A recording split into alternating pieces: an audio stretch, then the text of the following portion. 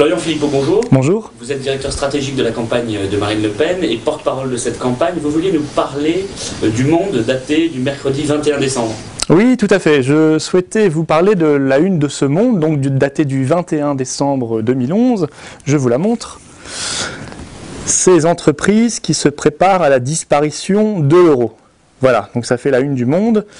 Alors pour quelle raison je souhaite vous en parler? Pour une raison simple, c'est qu'on se rend compte malheureusement qu'il n'en reste plus qu'un à ne pas préparer, à ne pas anticiper la fin de l'euro, la disparition de l'euro, et c'est l'État français.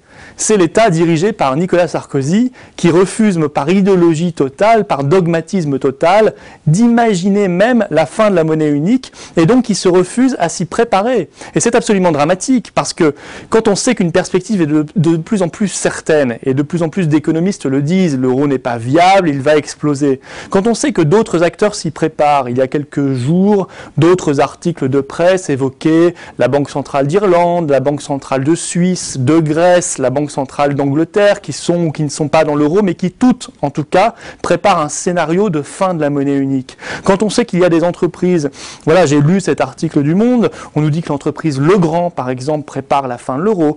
On nous dit que certainement, même si elles ne confirment pas dans leur communication officielle, les grandes entreprises de grande distribution, les banques préparent également la fin de l'euro parce qu'elles sont pragmatiques.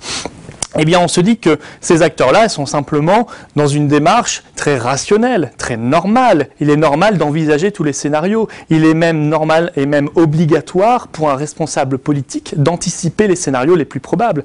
Et c'est absolument criminel de la part de Nicolas Sarkozy, mais on sait que le PS est dans la même démarche, parce que le PS aussi est dans cette idéologie totale de l'euro, dans cette idéologie de l'Union européenne comme horizon indépassable.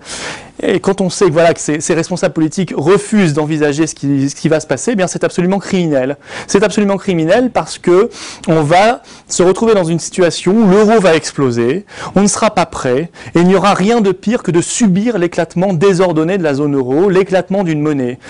Et ce que dit Marine Le Pen, et voilà ce que nous confirme cette une du Monde, enfin, parce qu'il y a 6 mois, je vous rappelle que toutes les élites médiatiques, politiques, économiques disaient que Marine Le Pen disait n'importe quoi, parce qu'elle disait qu'il y avait un problème avec l'euro, on lui disait mais non, il n'y a pas de problème avec l'euro, parce qu'elle disait déjà il y a 6 mois, il y a 1 an qu'il fallait préparer la fin de l'euro, alors on se moquait d'elle, on essayait de la décrédibiliser.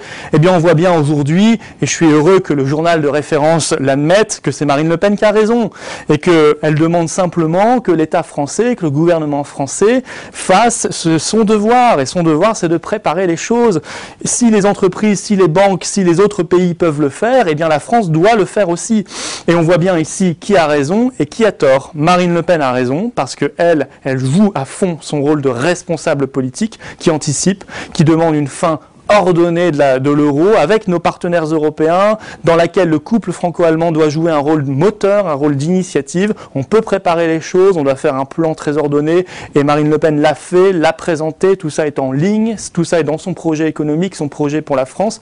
Et en face, vous avez le magma européiste, idéologique, UMP, PS, le centre, tous ces gens-là ont voté les mêmes traités, ont tous soutenu l'euro, et continuent d'avoir leurs œillères idéologiques, continuent de refuser les et ça c'est absolument criminel et on ne peut pas leur faire confiance pour l'avenir.